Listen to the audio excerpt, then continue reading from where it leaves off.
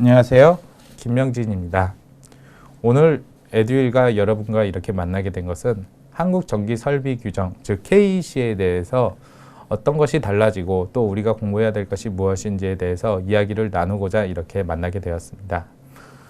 먼저 한국전기설비규정, 즉 KEC에 대해서 이번에 우리가 강의를 통해서 공부할 것은 어떤 것이 달라지는지 이런 규정, 그리고 접지 시스템, 그리고 피례 시스템, 저압계통의 접지 방식, 그리고 과전류 보호 장치를 어떻게 선정하고 어디에 설치를 하는지 이런 것에 대해서 공부를 해보겠습니다. 먼저 간단하게 그 한국전기설비규정이 어떻게 탄생됐는지를 알아보겠습니다. 원래 기존에는 전기설비기술기준에 의한 판단기준이라는 것이 있었고, 실제로 이제 전기기사나 산업기사 같은 경우에는 이러한 과목이 필기시험에도 있었습니다.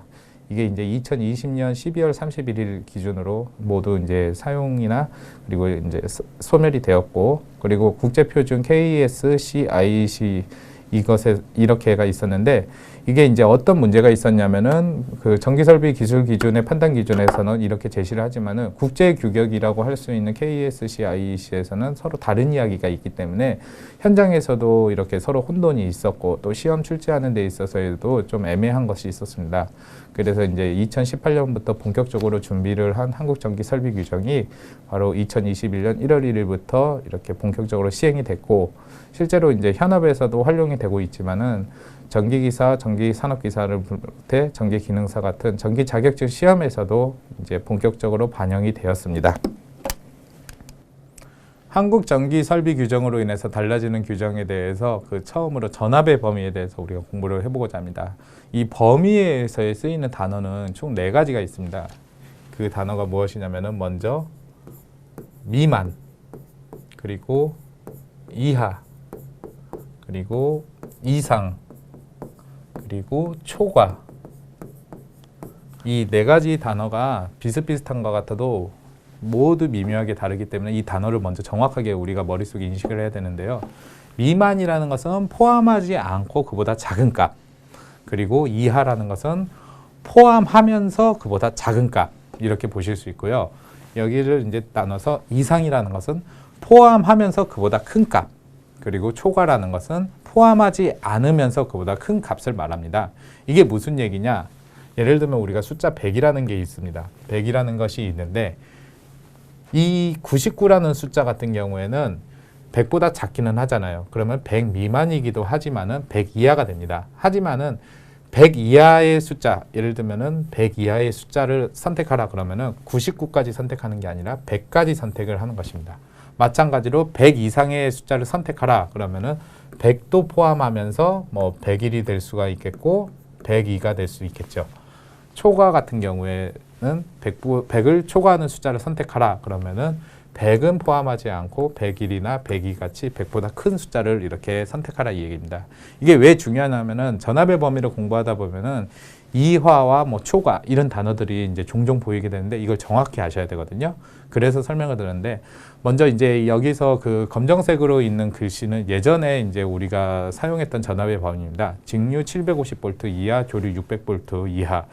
지금은 근데 이렇게 쓰지 않습니다. 직류는 이보다 2배인 1500V 이하입니다. 그러니까 1500V도 포함하는 거겠죠. 그리고 조류는 1000V 이하. 오히려 더 외우기가 좋아졌습니다. 예전에는 이 750이라는 숫자나 뭐 600이라는 숫자가 쉽게 와닿지 않았는데 이제는 깔끔하게 1500V 이하, 그리고 1000V 이하. 이제 고압 같은 경우에도 직류 1500V 초과, 그리고 7000V 이하, 조류는 1000V 초과, 그리고 7000V 이하 이렇게 됐습니다. 여기서 그러면은 우리가 이제 잘 알아야 되는 게 1500V 같은 경우에는 저압이 될까요? 아니면 고압이 될까요? 1500V, 그것도 직류다. 그러면은 바로 여기에 포함돼서 저압이 되겠죠. 마찬가지로 조류가 1000V다 그러면은 이하이기 때문에 저압이 되지만은 1001V다 이렇게 되면은 1000V는 포함하지 않고 바로 여기 1000V를 초과하면서 7000V 이하가 되기 때문에 고압이 됩니다. 그리고 특고압 같은 경우는 기존과 똑같은 직류 및 조류 모두 7000V를 초과하는 그런 것이 된다고 볼 수 있습니다. 그래서 이런 수치, 여기서 빨간색으로 표기한 직류 1500V 이하, 조류 1000V 이하는 저압, 그리고 직류 1500V를 초과하면서 7000V 이하이면, 그리고 조류 1000V를 초과하면서 7000V 이하인 것. 이 두 가지는 고압이라는 것을 반드시 알아두시고 이것만큼은 꼭 외워주셨으면 좋겠습니다.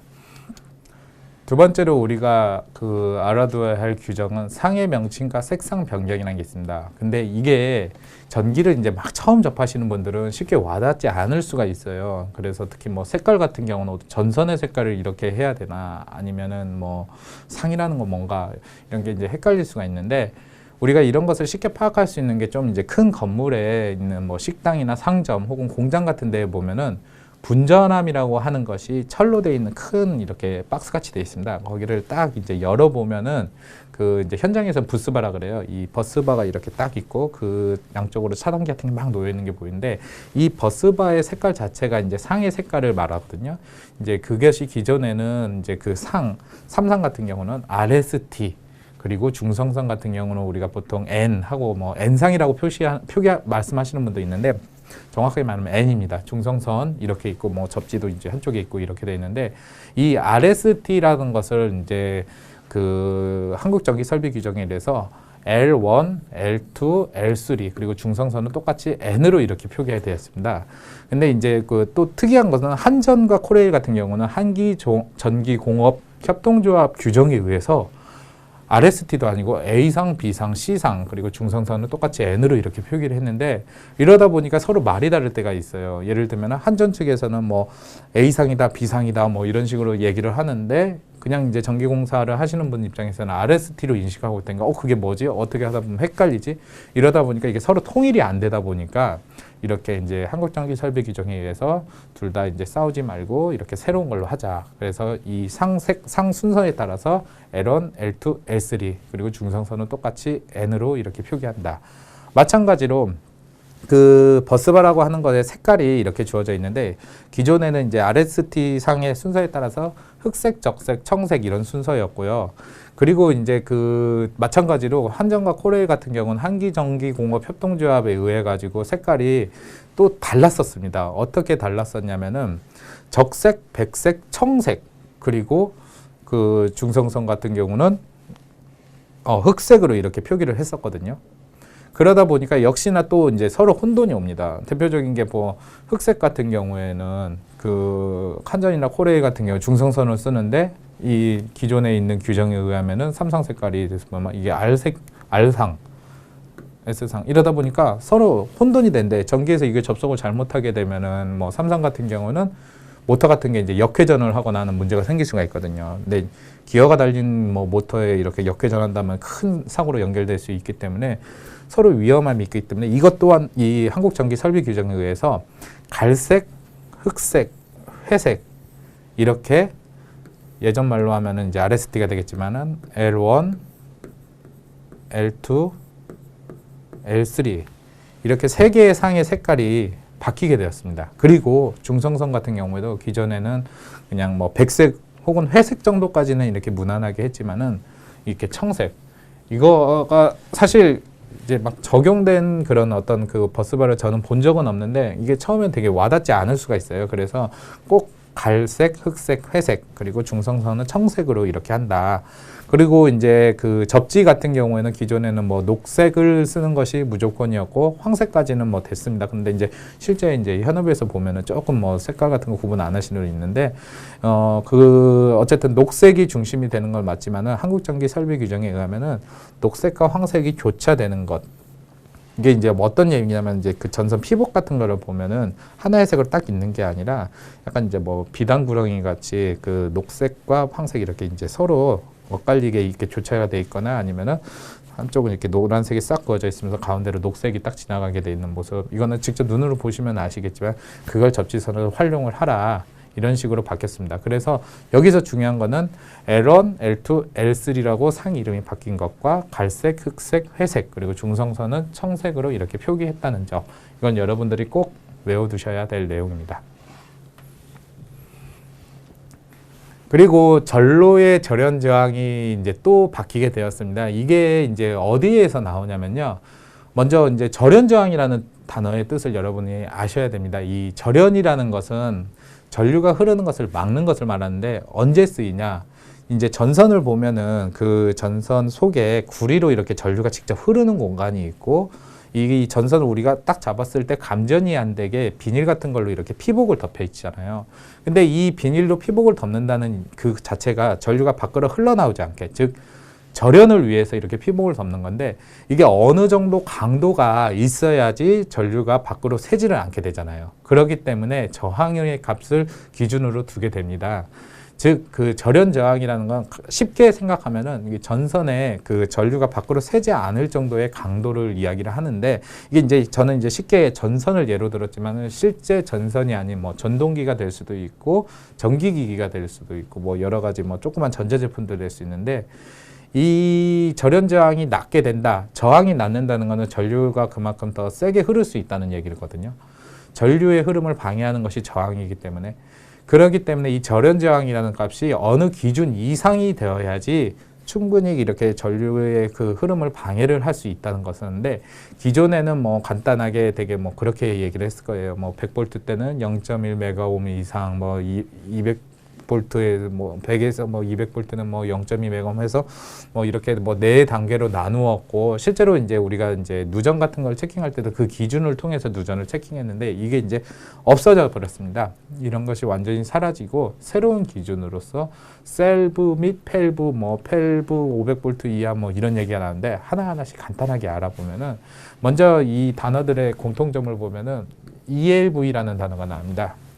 ELV라는 것은 Extra Low Voltage라는 것으로서 매우 특별하게 낮은 전압을 얘기를 합니다. 즉, 이 얘기가 뭐냐면은 우리가 이제 일반적으로 쓰는 전압보다도 훨씬 낮은 전압, 뭐 교류 같은 경우는 뭐 150V 이하 이 정도, 아니면은 뭐 50V 이하, 뭐 이렇게 굉장히 이제 낮은 전압인데, 이 낮은 전압에 있어서도 살짝 또 구분을 이렇게 한 것이 바로 이렇게 셀브, 펠브, 그리고 F로 시작하는 펠브, 이렇게 나눌 수가 있거든요.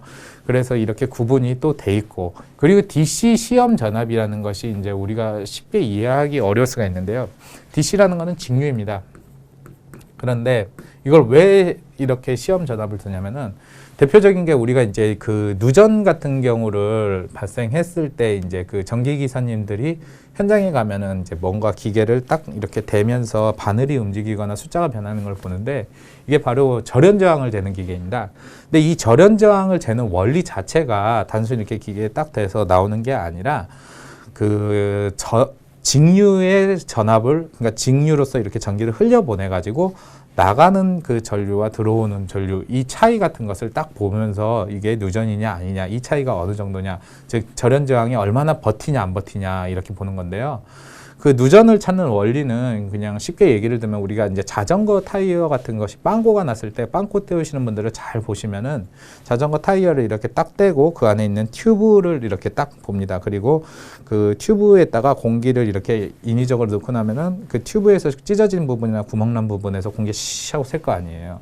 그와 마찬가지로 그 누전을 재는 것도 이렇게 시험 전압으로서 뭐 일정한 전압 같은 경우를 이렇게 딱 전선에 쏴버리면은 어디선가 그 절연이 약한 부분이 있으면은 분명히 그 부분이 약하다, 이렇게 표기가 나겠죠. 그것을 이제 찾아가면서 누전을 찾는 건데, 왜 이 누전이라는 얘기가 계속 나오냐면은, 전선의 피복이 벗겨져 있거나 이렇게 된다는 거는 절연 저항 값이 낮다는 거고, 이렇게 전선의 피복이 낮다는 거 달리 말하면 전류가 그걸로 셀 수 있다는 거거든요.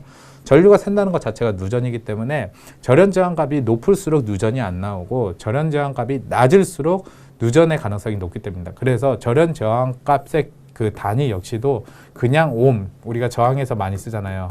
저항에서 많이 쓰는 옴이 아니라 메가옴. 이게 무슨 얘기냐면은 10의 6승, 달리 말하면 공이 6개 있는 100만 옴이라는 것이 결국에는 1메가옴과 같습니다. 그래서 이렇게 굉장히 그 높은 저항값을 가져야 되는데, 여기에서 이제 우리가 셀브라는 것을 이해를 하면은 그 확실하게 정기적으로 분리된 특별 저압, 그리고 펠브 같은 경우는 똑같습니다. 확실하게 전기적으로 분리된 기능 특별 저압이라는 단어를 쓰는데요. 여기에서 이제 뭐 기능이고 뭐고 뭐 기능이란 단어가 있고 없고의 이 차이는 간단하게 말씀드리면은, 이 셀브 같은 경우는 접지가 되어 있지 않는 회로를 말합니다. 즉 비접지 회로. 그리고 펠브 같은 경우에는 접지 회로를 말합니다.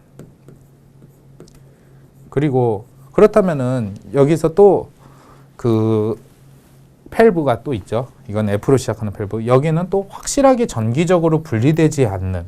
근데 앞서 보면은 전기적으로 분리되었다. 이건 또 어떤 차이가 있냐면은 우리가 이제 그 결합이나 분리를 보면은 기계적인 결합과 분리, 그리고 전기적으로 결합과 분리, 이렇게 두 가지로 구분할 수가 있어요. 대표적인 게 우리가 이제 뭐 예를 들면은 이렇게 철이 있고 이 둘의 철 사이를 연결한다. 그러면은 우리가 보통 생각하는 게 용접이잖아요. 이 두 개를 붙인다 그러면 이 용접 같은 경우는 바로 기계적인 결합을 말해요. 그런데 이 사이를 전선 같은 걸로 이용을 해서 연결을 한다. 그렇게 되면 전류가 흐를 수 있잖아요. 그렇게 된 것을 바로 전기적으로 연결하는 그런 것을 말을 하고요. 물론 용접을 해도 전기가 흐를 수는 있어요. 당연히 철이고 철은 도체니까. 단 그것이 보장할 수는 없는 게 확실하게 전선 같은 것, 즉 도체로 이렇게 연결을 서로 한 것과는 좀 다르죠. 그렇기 때문에 기계적인 결합이 전기적인 결합만을 이야기를 하는 것도 아니고 전기적인 결합이 기계적인 결합을 꼭 보장하는 것도 아니기 때문에 기계적으로 전기적으로 완전하게 이렇게 결합이 되었다 또는 분리가 되었다, 이것에 대한 그 뉘앙스의 차이는 여러분들이 확실히 아셔야 됩니다. 즉 이렇게 이제 셀브 같이 확실하게 전기적으로 분리된, 즉 전선 같은 걸로 서로 연결이 되어 있지 않고 완전히 떨어져 있다, 전기가 흐를 수 없는 상태이면서 접지가 안 돼 있는 경우 또는 접지가 되어 있는 경우, 펠브죠. 이럴 경우에는 250V의 그 직류 전압을 이렇게 쐈을 때 절연 저항이 0.5메가옴 이상, 그리고 펠브 같은 경우나 아니면 500V 이하, 우리가 보통 쓰는 전기 같은 경우도 220V가 많잖아요. 이럴 경우에도 시험 전압으로서 직류 500V를 쏴서 1.0메가옴 이상, 마찬가지로 그 500V를 초과하면은 이제 저압이긴 하지만 좀 높죠. 그럴 때는 시험 전압을 이렇게 1000V를 쏴가지고 1.0메가옴 이상의 절연 저항이 나와야지 된다. 이건 이제 건물 같은 거 새로 이렇게 그 공사를 하고 났을 때 이제 한 번씩 다 누전 체킹을 했을 때 기준이 이 선을 넘기지 않으면은 절연 저항이 낮고, 절연 저항이 낮으면은 누전 등의 전기 사고 우려가 있기 때문에 이런 것을 알아야 되고요. 그리고 이 절연 저항을 통해서 우리가 또 알아야 될 단어 중에 하나가 절연 내력이라는 게 있습니다. 이 절연 내력이라는 것은 우리가 이제 단순하게 이 전압 같은 경우를 그냥 딱 재고 마는 게 아니라 이제 10분 동안 계속 이렇게 쭉 재봅니다. 뭐 500V로 이렇게 10분 동안 전류를 계속 흘려 보냈을 때 견디는 그 내력 정도. 그러니까 내력이라는 건 한마디로 말 인내력 같은 거죠. 얼마나 잘 버티나. 그런 것을 이제 말하는 게 바로 절연 내력이라는 거고요. 그리고 이제 또 하나 알아둬야 될 것 중에 하나가 그 누설 전류라는 것이 이제 무엇이냐. 이제 누설 전류라는 단어도 같이 알아두면 좋은 게, 누설이라는 건 이제 샌다는 것을 말합니다. 즉 누전과 비슷한 건데, 이 누전 같은 누설 전류가 공급 전류의 2000분의 1. 이거는 이제 우리가 시험에도 많이 나올 수가 있습니다. 공급 전압의 2000분의 1 정도, 굉장히 작은 숫자죠. 이 정도 이하가 되는 방법, 즉 이렇게 이제 실험을 우리가 할 수가 없는 상황에서는 이 누설 전류의 기준이 2000분의 1. 그런데 약간 이제 좀 완화가 된 게 있습니다. 그 단상 이성식 같은 경우는 1000분의 1 이 이하로 누설 전류가 나오게 되면은 그것 또한 통과가 된다, 이렇게 보시면 됩니다. 그 실제로 이제 누설 전류라는 것은 우리가 이제 굉장히 작은 양이기 때문에 이제 좀 무시를 하기가 쉽지만은, 그 실제 현업에서 보면은 이 사소한 이 누설 전류만으로도 누전이 원인이 되고 또 이로 인해서 사고로 발생할 수 있기 때문에 굉장히 이 기준은 타이트하게 잡는 것이 좋고요. 그런데 이제 또 사용하다 보면은 전선도 노후화가 되고 이러면은 본의 아니게 이제 절연 저항 같은 것이 좀 떨어질 수가 있거든요. 그래도 이 기준은 반드시 지켜줘야 된다, 이것을 말씀드립니다. 그 다음에 우리가 이제 접지 시스템에 대해서 이야기를 해보겠습니다. 먼저 우리가 이제 접지라는 단어를 전기에서도 많이 쓰이고 또 일반인 가운데서도 그 전자제품 같은 거에 관심이 있으신 분들이 많이 쓰는데요. 접지라는 것은 전기 회로 또는 전기 장비의 한 부분을 도체를 이용해서 땅에 연결한다. 이게 무슨 얘기냐면은, 우리가 이제 집이 이렇게 있습니다. 집에 있고 뭐 냉장고가 있을 수 있고요. 그런데 이것을 우리가 단순히 이제 전기를 이렇게 받아서 쓰는 것만 생각할 수 있는데, 일정하게 어느 전선은 땅 속으로 이렇게 가게 돼 있어요. 이게 바로 접지인데 이걸 하는 가장 큰 이유가 무엇이냐면은 이 전자제품 같은 경우 쓰다 보면은 이제 우리가 손으로 쉽게 느끼기는 어렵지만은 약간의 누설 전류 같은 것이 생깁니다. 특히 이제 그 안에 회로 같은데 접속점 같은데 누설 전류가 생길 수 있고 또 이제 어댑터를 쓰는 제품 같은 경우 어댑터 자체에서도 약간의 그런 게 발생할 수 있는데 이게 그런데 이제 문제가 뭐냐면은 이 누설 전류를 우리가 손에 대는 경우가 있어요. 대표적인 게 요즘 그 양문형 냉장고 같은 경우는 메탈 소재로 된 제품들이 많은데 메탈이라는 거는 철로 된 즉 철이라는 건 전류가 흐를 수 있기 때문에 가끔씩 우리가 냉장고나 세탁기 같은 걸 딱 댔을 때 손이 찌릿찌릿하게 이렇게 느껴지는데 이게 바로 누설 전류입니다. 근데 이게 이제 양이 적거나 전압이 뭐 굉장히 낮거나 이러면 큰 문제는 안 되는데 그 사람의 몸이 젖은 상태 같은 경우는 이제 인체의 저항값이 떨어지기 때문에 같은 이 전류를 대더라도 치명적일 수가 있거든요. 즉 이게 감전으로 연결이 될 수 있기 때문에 이 전류를 안전하게 땅으로 보내는 즉 쓰레기통으로 보내는 역할을 하는 것이 바로 접지인 겁니다. 그래서 이 접지는 그 전기 공사할 때도 굉장히 이제 꼭 해야 되는 중요한 것과 동시에 우리가 이렇게 전기 자격증을 준비하는데 이론을 하는 데 있어서 반드시라고 할 만큼 꼭 따라오는 거기 때문에 접지에 대한 그것은 정확하게 아는 게 중요합니다. 그래서 이 접지라는 것은 그 도체를 이용한다. 도체를 이용한다는 건 대표적인 게 전선 같은 거죠. 전선을 이용해서 땅에 연결한다. 근데 이 단순히 땅에 연결하는 게 아니라 접지봉 같은 걸 이용해 가지고 땅에 이렇게 묻어서 연결을 해야겠지요. 그리고 접지 시스템 같은 경우는 단순히 이제 이런 접지만을 이야기하는 것이 아니라 그 기기나 계통, 개별적 또는 공통으로 접지하기에 필요한 접속 및 장치로 구성되었다. 한마디로 말해서 지금 여기서 간단하게 우리가 접지를 이렇게 설명했지만은 실제로는 이제 접지를 분전방 같은 거에서 또 이렇게 따는 경우가 있고 또 근처에 뭐 전주가 있다면 전주에서 이렇게 따오는 것도 있고 이런 식으로 굉장히 좀 복잡하거든요. 이런 걸 이제 통합적으로 이야기하는 것이 바로 접지 시스템이다라고 볼 수 있고요. 등전이 본딩이라는 것도 예전보다는 이 한국전기설비 규정에서 굉장히 강조하고 있는 것이 있습니다. 등전이를 형성시키기 위해 도전부 상호 간에 정기적으로 연결시킨다. 이런 이야기가 나옵니다. 사실 이게 단어가 좀 어렵게 느껴질 수가 있는 게 이 등전이라는 단어와 본딩이라는 단어를 좀 딸리 생각하셨으면 좋겠습니다. 등전이라는 것은 등이라는 게 여기서 같을 등을 말해요. 등, 같다. 전, 위. 전이라는 것은 이제 전기 위치 에너지를 말하는데 달리 말하면 이제 전압이라고 우리가 생각하시면 됩니다. 실제로 전류가 흐르는 것은 전기 위치 에너지의 차이로 인해서 흐르는 것, 즉 전압에 의해서 흐른다는 건데 등전이라는 것은 전압을 갖게 만들어준다. 어떻게? 본딩. 이 본딩이라는 단어는 또 영어예요. 우리가 이제 뭐 접착제 같은 거, 그러니까 딱딱 붙이는 접착제를 우리가 본드라고 하잖아요. 본드와 비슷하게 어떤 붙여주는 것, 즉 전압을 갖게 하기 위해 붙여준다. 이렇게 생각하시면 되는데 이게 어디에서 쓰이냐? 실제로 이제 그 제가 이제 전기공사업을 하면서 공사한 것 중에 하나가 이렇게 철로 된 다이 같은 게 있습니다. 이 다이가 있고 여기에다 이제 조명 같은 것을 우리가 설치하는 그런 공사였어요. 이 조명을 당연히 설치할 때는 전선도 들어가고 이렇게 뭐 하겠죠. 그런데 이제 여기에서 접지를 우리가 이렇게 딱 보냈습니다. 근데 이 녀석도 접지를 해야 되는데 여기서 이렇게 딱 설치를 하는 게 아니라 여기서 이렇게 접지를 해주는 겁니다. 즉 이거와 이것을 서로 전기적으로 이렇게 연결하는 것이 등전이 본딩인데 이걸 하는 가장 큰 이유가 우리가 이제 눈으로 보기에는 어렵고 이렇게 직접 이제 뭐 테스트하기 같은 걸로 찍어봐도 큰 차이는 안 나지만 이 녀석과 이 녀석이 갖고 있는 전위가 다를 수가 있어요. 전위가 다를 수 있다는 얘기는 달리 말하면은 이쪽이 전위가 좀 더 높고 이쪽이 전위가 낮다 그러면은 그 전류 특성상 높은 데서 아래로 가기 때문에 여기에서 이렇게 아래로 전류가 흐를 수 있다는 거죠. 즉 이 전등에서 나오는 누설 전류 자체가 이렇게 흐를 수 있기 때문에 이것과 이것의 전위를 같게 만들어주는 것이 중요합니다. 그 같게 만들어주기 위해서 바로 이제 접지 본드 같은 걸 이용을 하거나 아니면 접지선을 이용해갖고 이렇게 서로 연결을 해주게 되면 이 친구와 이 친구가 전위가 같게 되겠죠. 전위가 같게 된다는 것은 이제 전류가 흐르지 못할 상황을 만든다는 이야기거든요. 즉 이런 식으로 쭉 연결을 하게 되거나 아니면 건물 같은 경우도 철골 같은 게 있잖아요. 이런 식으로 쫙딱 붙여주게 되면은 건물 자체에 이제 접지 자체의 효과도 있지만 이런 등전이 본딩을 통해서 그 어떤 건물의 철골 혹은 이런 지금 제가 시공한 이런 거 같은 경우에도 그 전부 다 전압이 고르게 되는 상황이 되기 때문에 따로 이렇게 전류가 흐르지 않는 상황, 그만큼 이제 감전의 위험으로부터 보호가 될 수 있겠죠. 그래서 이렇게 등전이를 형성하기 위해서 도전부 상호간을 전기적으로 연결한다. 여기서도 전기적으로 연결한다는 거죠. 이게 기계적으로 연결하는 것은 이제 용접 같은 걸 말한다면, 전기적으로 연결한다는 것은 전선 같은 걸 이용해서 확실히 전류가 흐를 수 있게 그렇게 연결한다. 이걸 얘기를 합니다.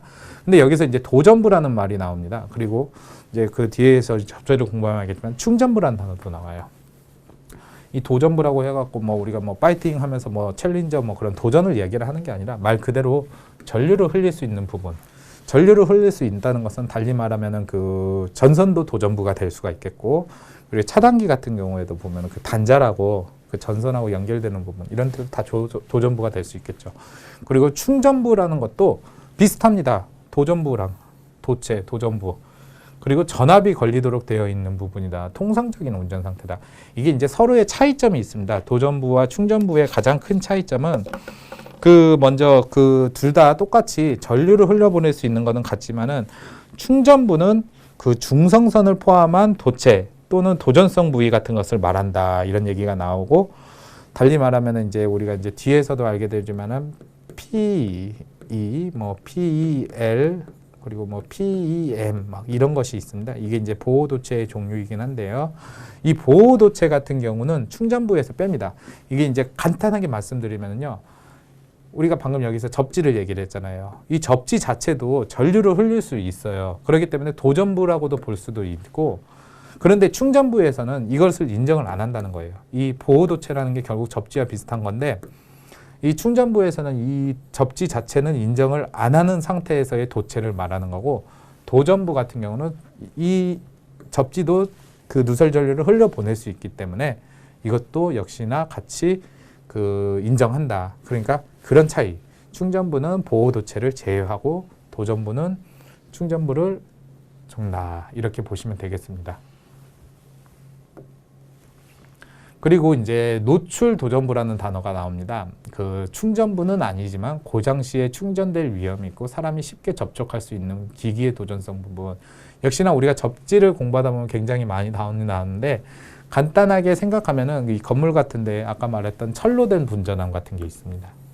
이게 딱 네모 상자로 이렇게 딱 돼 있는데, 이 철로 되었다는 거는 우리가 사람을 손을 딱 이렇게 대면은 전기가 흐를 수도 있죠. 그러니까 사람이 쉽게 접촉할 수도 있으면서도 도전성 부분이나, 즉 사람이 이렇게 답차했을 때 재수 없으면 전기 맞을 수도 있다, 감전될 수도 있다, 이렇게 전기 사고가 났을 때. 평소에는 괜찮지만은 예를 들면 이런 경우가 있어요. 뭐 건물 밖으로 이렇게 분전함을 밖으로 뺐는데 어떤 술 취한 사람이 이렇게 이제 뭐 괜히 그 분전함을 한 대 빵 때리거나 막 그래갖고 속에 있는 뭐 버스바 같은 게 터지고 막 차단기가 합선나고 막 그래가지고, 그러면 그 사람도 충분히 감전이 될 수 있잖아요. 마찬가지로 어떤 뭐 음주운전 하던 차가 괜히 뭐 그런 것을 꼬라박거나 그러면, 우리 영화 같은 데서 보면은 그런 거 많이 볼 수 있잖아요. 뭐 괜히 건물 딱 들이박았더니 갑자기 뭐 그 분전함 같은 게 뻥 터지면서 거기서 찌지직 하면서 전기 같은 거. 그렇게 우리가 쉽게 접촉이 될 수 있고 평소 때는 문제가 없지만은 사고 같은 게 발생하게 되면은 감전될 수 있는 부분. 이런 것이 바로 노출 도전부다. 이렇게 생각하시면 되고요. 접지극이라는 거는 앞서 말했지만은 그 접지가 땅으로 가게 되잖아요. 땅에 그냥 이렇게 전선을 딱 던져놓고 그 접지가 완료된 게 아니라 정기적으로 접촉된 상태에서 콘크리트나 또는 코크스와 같은 특정 도전 매체에 대해 매설한 도전, 이런 걸 말하는데, 쉽게 말하면 뭐 접지봉 같이 이렇게 이제 뭐 땅에 이렇게 묻거나, 아니면 뭐 접지판 같은 것도 있습니다. 뭐 이렇게 돼 있어갖고 이렇게 땅 속에다 묻어버리는 것, 그 자체를 이제 접지극이라고 하고요. 그리고 이제 또 새로운 단어들이 이제 한국전기설비 규정에서 우리가 알아둘 게, 접지 도체와 보호 도체에 대한 또 차이도 우리가 아셔야 됩니다. 뭐 이렇게 정의만 읽어보면 쉽게 와닿지가 않는데, 다시 우리가 이제 그 건물이 있고 이게 분전함이 있습니다. 그러면은 여기 뭐 콘센트 같은 게 있겠죠. 콘센트에서 보통 접지들이 이렇게 분전함으로 가게 되고, 이 분전함에서는 여기저기 있는 콘센트나 뭐 이런 데서 모인 것들이 하나로 모아갖고 밖으로 이렇게 나가서 땅속으로 가잖아요. 그렇게 되면은 보통 이제 이 콘센트 같은 데에서 있는 접지선, 이걸 가리켜 우리가 보호도체라고 합니다. 여기까지가 보호도체라고 하고요. 영어로는 PE라고 쓰고요. 그리고 이 분전함에서와 하나같이 모여갖고 이제 땅속으로 바로 가는 이쪽 구간에 있는 선을 가리켜 우리가 바로 접지도체라고 합니다. 예전에는 그냥 이제 편의상 이 모든 걸 그냥 접지선이라 그랬어요. 접지선. 밖으로 빼든 접지선, 콘센트 접지선 뭐 이렇게 편의로 그냥 특별하게 구분을 이렇게 크게 안 두고 그냥 접지선이다 하면은 다 그렇게 통괄돼 있는데 이제는 확실하게 접지도체, 즉 분전함에서 아예 땅속으로 가는 접지선, 그리고 보호도체, 뭐 각 콘센트가 될 수도 있고, 뭐 여기에 뭐 큰 기계 같은 걸 갖다 놨으면 기계 자체에서 나온 접지선도 있겠죠. 이런 것을 이제 우리는 보호도체다, 이렇게 서로 구분하게 되었다. 이런 것도 알아두시면 되겠습니다.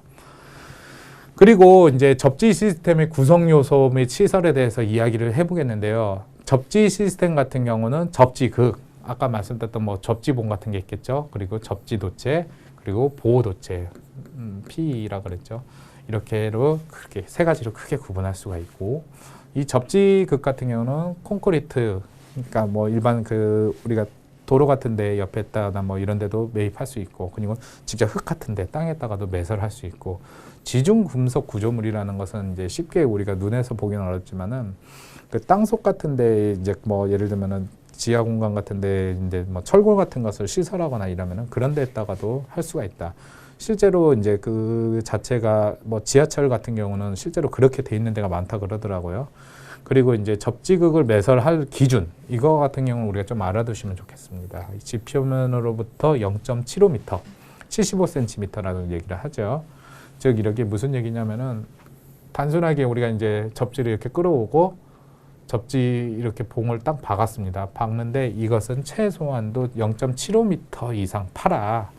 이 길이를, 즉 75cm 이상 이렇게 파지, 어정쩡하게 그냥 대충 파놓고 접지 다 됐다 이러는 게 아니라 충분히 깊게 들어갈 수 있게, 그 기준이 바로 0.75m다. 그리고 매설하는 토양을 오염시키지 않으면서 다습한 곳에 설치를 하라. 다양하죠. 이 뭐 접지봉 자체가 이제 오염을 유발시킨다 그러면 토양 오염으로서 또 다른 문제가 생길 수도 있고, 다습한 곳에 설치하는 것은 실제로 이 접지 저항을 재보면은 저항값이 낮은 게 좋거든요. 여기는 또 절연 저항과 달리 습기가 많을수록 저항값이 떨어지기 때문에 습기가 많은 곳에 설치하는 것이 좋다. 이렇게 이해하시면 되겠습니다. 그리고 접지극을 접속하는 방법. 좀 전에 언급했다시피 접지봉을 할 때는 접지봉과 접지도체, 즉 전선과 같이 연결할 때는 뭐 용접을 하는 방법도 있겠고, 압착 접속이라는 거, 이제 뭐 압착기라고 하는 것을 이렇게 세게 늘어, 뭐 러깅이라 그러죠. 그렇게 하는 방법도 있고, 뭐 클램프 또는 기계적 접속 장치, 뭐 기계적 접속하는 게 달리 말하면 용접과 비슷한데 이런 식으로 뭐 다양하게 접속하는 방법이 있습니다. 그런데 분명히 그런 상황이 있을 수 있어요.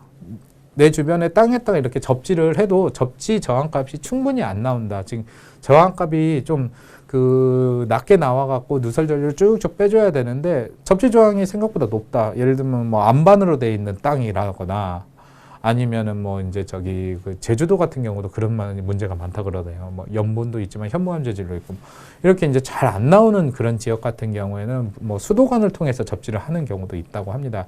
예전에는 이제 뭐 가스관 같은 경우도 뭐 접지를 이렇게 연결하는 경우가 있었어요. 도시가스관도 땅속에서 매설이 돼서 올라오는 그런 철관이기 때문에. 근데 이 가스관의 부식으로 인해서 폭발 위험이 있기 때문에 실제로 이제는 그렇게 시공을 해서는 안 되고 수도관 정도는 봐줄 수 있지만은 그게 단순하게 이렇게 그냥 수도관이라고 한 게 아니라 그때 이제 우리가 저항값을 접지 저항을 딱 봤을 때 3옴 이하, 그러니까 3옴 이하라는 거는 그만큼 이제 저항값이 낮은 그런 그 금속재 수도의 경우에는 이제 수도관을 접지극으로 사용해도 된다 이 얘기입니다. 이게 왜 또 이런 기준이 있냐면은 옛날에는 다 이제 금속재 수도관을 많이 썼어요. 그래서 오래된 아파트 같은 경우 뭐 녹물이 나온다 이런 게 금속재 수도관 때문에 생긴데 그런 녹물 이슈 등이 있다 보니까 최근에는 이제 PVC관이라고 하는 강화 플라스틱을 이용해서 수도관을 많이 사용하거든요. 그러니까 플라스틱으로 된 수도관 자체를 이렇게 접지를 백날 연결해도 접지 효과를 못 받습니다. 다만 예전에 지어진 그런 주택이나 아파트 같이 금속관으로 되어 있는 경우에는 사용해도 되지만은 그때 저항값이 3옴 이하. 절연 저항은 저항값이 높을수록 좋지만은 접지 저항은 낮을수록 좋은 겁니다. 그리고 건축물 구조물의 철골 및 접지극 사용.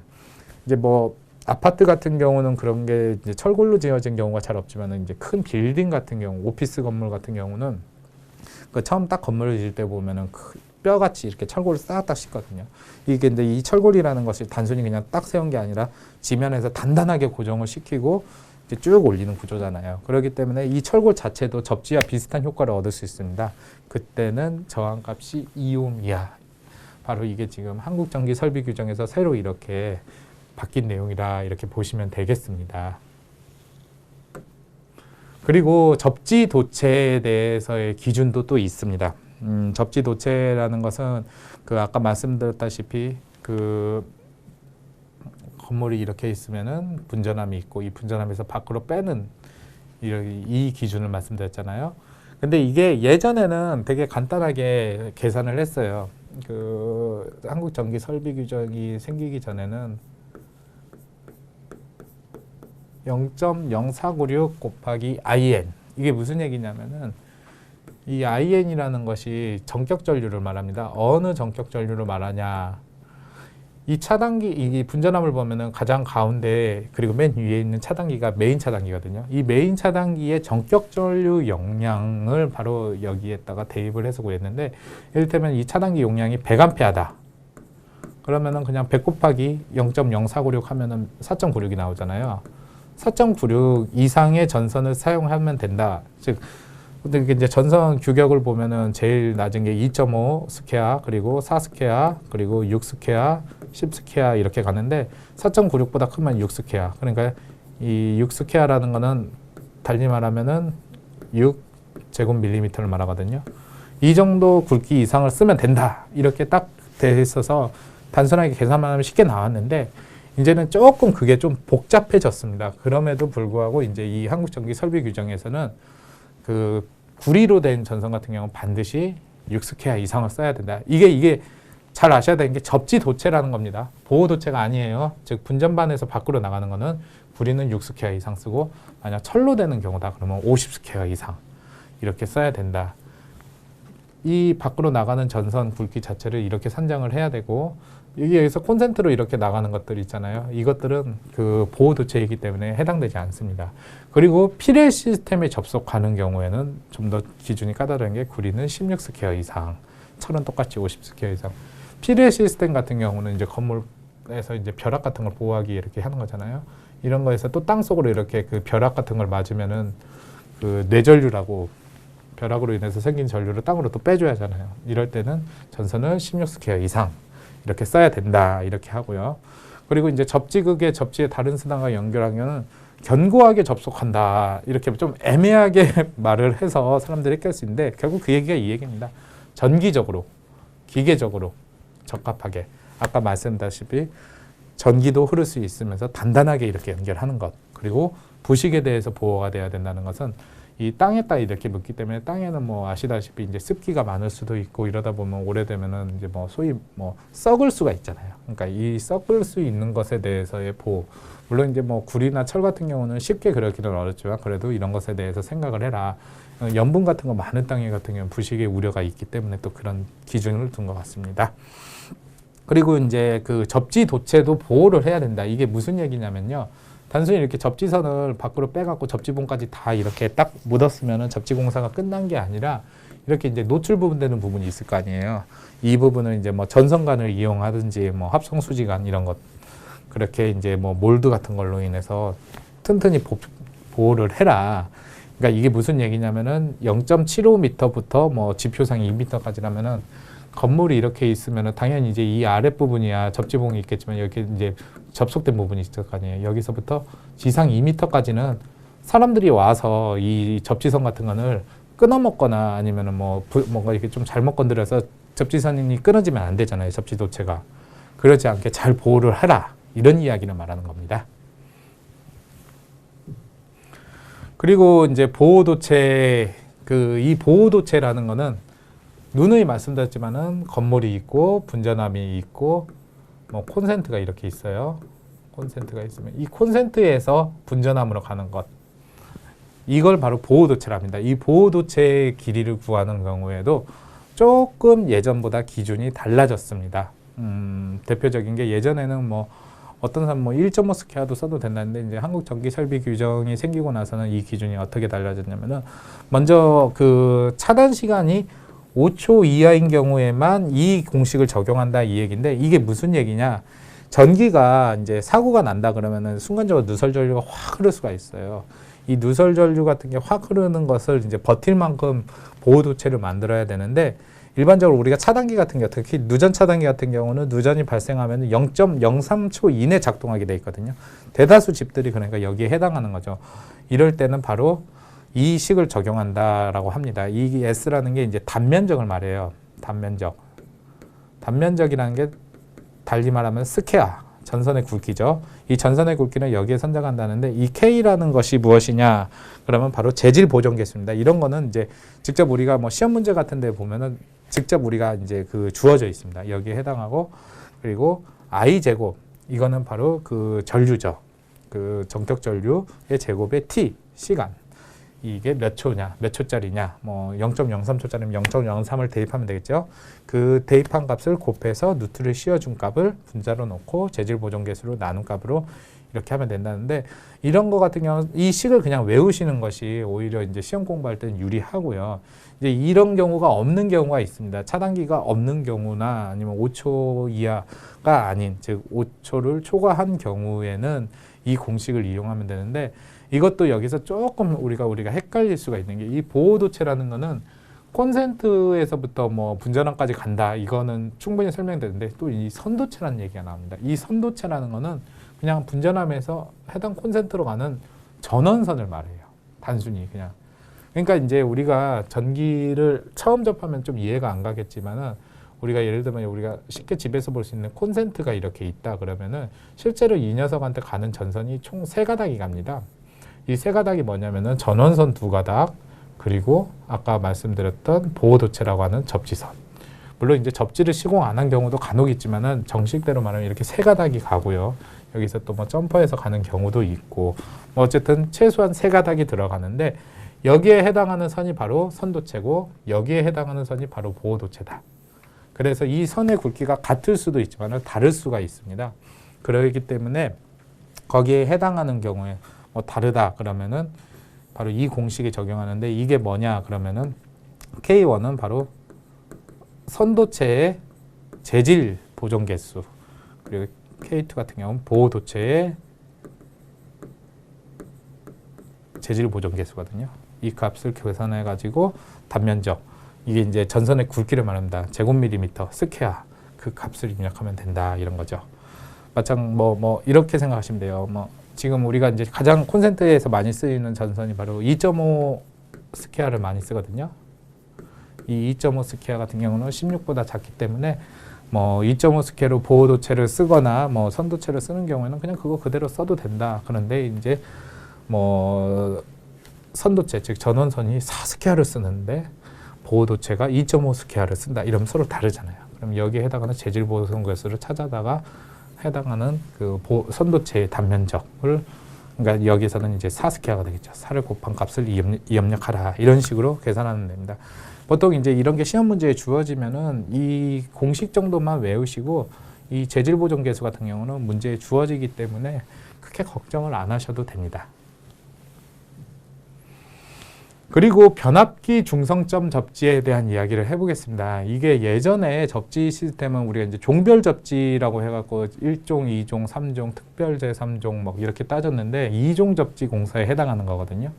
그 당시에는 이제 1종 같은 경우 고압, 특고압에 대한 그걸 얘기를 했고, 3종 같은 경우에는 저압, 특별제 3종 같은 경우는 저압이긴 한데 특별한 경우, 좀 위험한 경우, 아니면 좀 여기 접지를 강화해야 되는 경우에는 특별 3종을 썼고, 2종 같은 게 변압기 중성전 저압이라고 얘기를 하는데, 이게 이제 어디에서 많이 쓰이냐면 우리 가정집이나 이런 뭐 상가 그런 데서는 많이 볼 수가 없는데요. 그 자체 건물 내에 변압기를 갖고 있거나 아니면은 근처에 이제 전봇대라 그러죠. 전주가 있는 경우, 변압기가 있는 전봇대가 있어요. 그걸 더 변주라고도 하는데, 그런 경우에도 이제 중성점에 접지를 하는데, 전주가 이렇게 있고 보통 이제 변압기가 이렇게 3개가 달려 있는 경우가 많습니다. 2개가 있는 경우도 있는데, 보통 3개가 있으면은 이렇게 이제 3개에서 하나씩 선을 따가지고 하나는 접지로 보내버리고 또 하나는 이제 중성선으로 많이 보내게 됩니다. 바로 이때 해당하는 이 접지 저항값을 구하는 건데, 지락전류라는 것을 먼저 우리가 좀 알아두어야 돼요. 이 지락이라는 거는 쉽게 말씀드리면 이제 땅으로 떨어진다 이 얘기인데 이게 약간 좀 누전하고 비슷해요. 누전 같은 경우도 전류가 본래 흘러야 될 도체가 아니라 어디 뭐 딴 데로 이렇게 새는 그런 것을 말하는데 그와 비슷하지만 이제 좀 큰 규모, 고압이 됐든 아니면은 저압이더라도 굉장히 많은 전류가 흐르는 과정을 이제 그런 사고를 지락 사고라고 하는데 이때 흐르는 전류를 말합니다.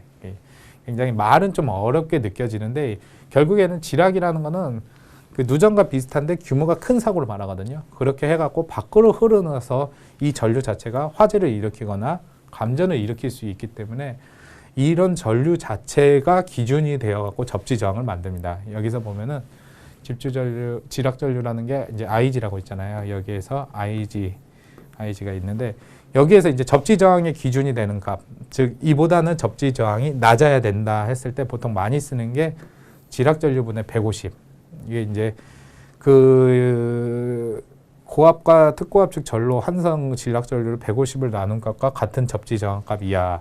이게 또 이제 150으로 기준으로 하는 거는 단순히 이제 감전이나 화재 같은 걸 보호하는 것도 있지만은 그 변압기를 보면은 이렇게 있으면은 여기서 이제 보통 이제 전주 기준으로는 여기는 이제 22,900볼트에 특고압이 가고 그리고 여기서 이제 자기가 변압을 열심히 하고 내보내는 전류가 이제 230볼트를 많이 내보냅니다. 이게 저압이잖아요. 이 변압기가 하는 역할이 이런 건데 이 두 고압과 저압 이 자체가 그 서로 혼촉 사고가 날 수가 있어요. 그러니까 부딪히면 안 되는 거거든요. 당연히 서로 다른 전압끼리 부딪히게 되면은 그러니까 변압기를 통해서 변압이 되는 거는 문제가 없지만은 서로 이렇게 충돌이 나게 되면 큰 사고로 연결될 수 있기 때문에 이런 것을 이제 예방하기 위해서라도 제대로 이제 접지가 되어야 되겠죠. 그러기 위해서 이 150을 나누는 기준 중에 하나는 화재나 감전을 보호하기 위한 것도 있지만은 혼촉 사고를 예방하기 위한 것도 있다. 이것도 우리가 좀 알아두시면 좋겠습니다.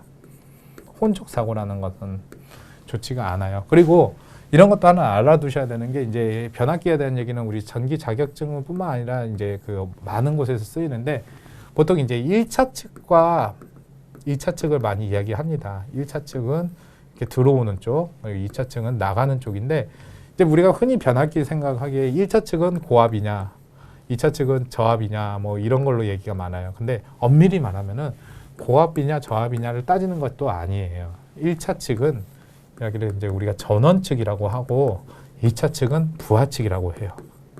왜 그러냐면은 지금 여기 같은 경우는 전압이 높은 특고압이 밖으로 나가면서 저압으로 나가기 때문에 1차 측이 무조건 높다고 생각하는데 거꾸로 될 수도 있어요. 즉 어떤 변압기는 승합기라 그러죠.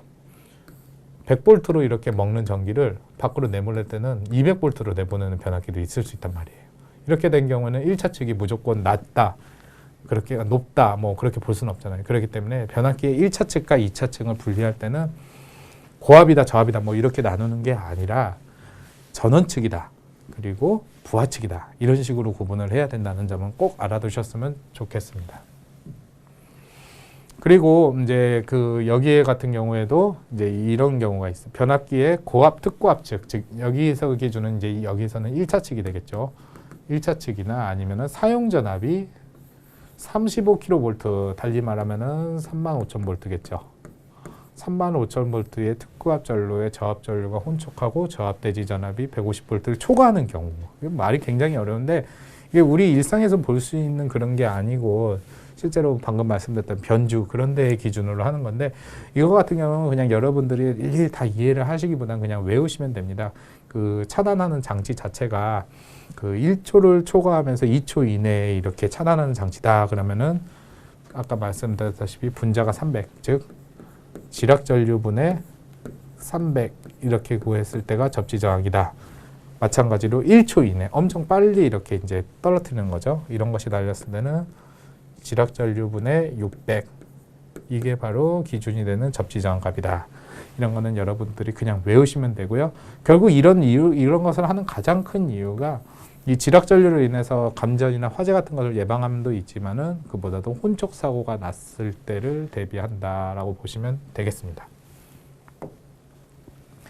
등전이 본딩이라는 것 제가 아까 전에도 이야기를 했습니다. 이 말은 어려운 것 같지만은 결국에는 그 전위 즉 전압을 갖게 하기 위해서 본딩하는 거고 그 제가 아까 설명드린 대로입니다. 건축물과 구조물에서 접지 도체는 이렇게 등진이 본딩을 해라 그래가지고 그 뭐 이제 수도관이나 가스관 이런 거 같은 경우는 내부에 인입되는 금속 배관 같은 경우도 서로 이게 무슨 얘기냐? 이렇게 건물이 있으면은 이런 뭐 수도관이 있을 수 있겠고 가스관이 있잖아요. 이것도 다 철로 돼 있는데 이런 것이 분명히 약간의 전압이 사이가 있으면 전류가 흐를 수 있고 이 전류로 인해서 뭐 가스관 같은 경우에는 폭발할 수도 있기 때문에 이런 거는 모두 전압을 갖게 만들어줘라.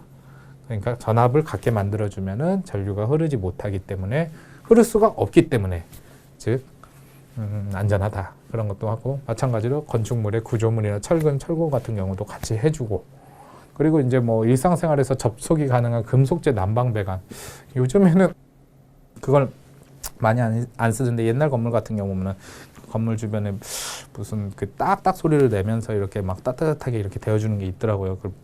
저도 어렸을 때는 본 기억이 나는데 그런 것 같은 경우에도 전류가 흐를 수 있기 때문에 등전이 본딩을 해주라 이런 얘기를 하고요. 그리고 이제 이 등전이 본딩도 역시나 도체 즉 전선 같은 게 필요할 거 아니에요.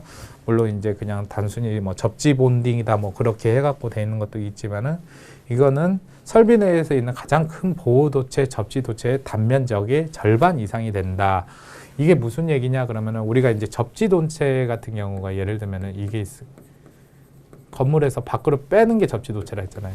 이 전선의 굵기가 예를 들면은 25스퀘어다, 25스퀘어다 그러면은 이 안에서 우리가 이제 본딩 같은 경우 할 때는 최소한도 이 절반 이상이다. 그러면은 25의 절반은 몇입니까? 12.5잖아요. 12.5 스퀘어 이상을 써야 되는데 실제로 12.5는 없고 16스퀘어가 있습니다. 그러면은 16스퀘어 이상은 써라 이 얘기거든요. 근데 이제 그보다 작을 때가 있잖아요. 예를 들면은 뭐 이 접지 도체 그러니까 자체가 뭐 10스퀘어다 그러면은 등전이 본딩 같은 경우 그 절반 이상을 해야 된다니까 10스퀘어 절반이면은 5스퀘어인데 5스퀘어가 없으니까 6스퀘어잖아요. 이런 식으로 최저 기준을 둔 것이 바로 이겁니다. 구리 같은 경우는 6스퀘어 이상, 알루미늄은 16스퀘어, 철은 50스퀘어 이상 이렇게 하라 이 얘기입니다. 그리고 이제 피레 시스템에 대해서 이야기를 해보겠습니다. 피레 시스템 같은 경우에는 우리가 그냥 이거는 좀 그 구조만 간단하게 알아두고 나머지는 그냥 외우시면 되는데 먼저 이제 피레 시스템이라는 거 우리가 이제 어디서 볼 수가 있냐면요. 건물 같은데 이제 특히 건물이라기보다도 좀 뾰족한 건물 같은 경우는 더 많이 볼 수 있어요. 옛날에 뭐 교회 같은 데 보면은 이렇게 종각탑이 있고 이 위로 이렇게 닭발같이 이렇게 피레침이 있는 경우가 있는데 이렇게 이제 뭐 교회뿐만이 아니라 좀 어느 정도 높이가 되는 건물들은 반드시 옥상에 이 피레 시스템이 있습니다. 피레라는 단어에서도 우리가 알 수 있다시피 벼락으로부터 이 건물 같은 것을 보호하는 거거든요. 그러니까 대신 맞아주는 거죠. 벼락이 딱 맞는데 어설프게 건물이 맞으면 건물에 뭐 화재가 날 수가 있지만은 이 피레침이죠. 엄밀히 말하면 피레침이 맞아버리면 이 피레침을 타고 선이 흘러내려가서 땅 속으로 이렇게 그 벼락으로 인해 생긴 전류, 뇌전류를 흘려보내는 역할 그렇게 합니다. 그런데 이제 우리가 전기를 공부하는 입장에서는 단순히 이 피레침만 생각할 게 아니라 피렉이라고 하는 녀석도 같이 생각을 해야 돼요. 왜냐? 우리가 이제 흔히 생각하기에 피레침이 이렇게 해서 땅속으로 보내면은 괜찮다라고 생각하지만 전기라는 녀석은 땅 속으로 가도 이 녀석이 또 어디론가 슬렁슬렁 기어 다녀갖고 집 안으로 들어올 수 있어요. 어떻게 들어오냐? 건물 안에 분전반이 있고 접지도체를 이용해서 밖으로 뺀다 그랬잖아요. 즉 이렇게 땅과 연결돼 있으면은 이 벼락으로 인한 전류 자체가 전압이 높을 거 아니에요. 벼락 자체가 전압이 높으니까 땅 속으로 와도 얘가 가만히 있지 못하고 어디론가 가다가 얘를 타고 거꾸로 다시 들어올 수 있단 말이에요. 그러니까 전류라는 거는 순환이 될 때마다 흐르기 때문에 우리 눈에는 안 보이고 바닥에다 전선을 놓지는 않았지만 이 대지 속에서도 충분히 전류가 흐를 수 있고 이 녀석이 거꾸로 치고 들어와가지고 집에 있는 전자제품을 고장이 낼 수 있기 때문에 전기하는 사람들의 입장에서는 이런 것도 생각을 하라. 그래서 설치하는 것이 바로 피렉이 있는 겁니다. 즉 피레침이라는 거는 직접 맞는 이 벼락 같은 것에 대비를 한다 그러면은 피렉이라는 거는 이런 유도 전류 흘러서 들어오는 이런 것 같은 것도 전부 다 보호를 하기 위해서 설치를 한다. 그렇기 때문에 피레 시스템 같은 경우는 직경대 방금 말씀드린 피레침 같은 걸로 이렇게 외부 피레를 보호하기 위해 그러니까 외부 벼락 같은 것을 보호하기 위해 하는 것이 바로 그런 거고 간접내 및 유도내 이게 무엇이냐 직접 맞지는 않았어도 이렇게 또 다른 흐르는 이런 뇌전류 같은 걸로 인해서부터 보호하기 위해서는 또 내부조차도 이걸 보호하는 시스템을 갖춰야 된다. 즉 그래서 단순히 피레침만 보는 게 아니라 피레기도 우리는 생각을 해야 된다. 이걸 이해하시면 되겠고요. 방금 말씀드렸다시피 이제 그 피레침 같은 게 바로 외부 피레 시스템이라고 합니다. 자, 다시 한번 우리가 쉽게 예를 들어 볼게요. 교회가 있어요. 십자가가 있고 이렇게 있으면은 보통 교회 이제 그 십자가 꼭대기에 닭발같이 생긴 피레침 있잖아요. 이게 이제 벼락이 딱 치면은 이게 맞잖아요. 이 자체가 바로 수레부 시스템이라고 합니다. 직접 맞는 녀석이죠. 이 녀석이 맞아갖고 그냥 이들 나가 떨어지는 게 아니라 그 벼락으로 생기는 전류 자체를 땅으로 보내겠죠.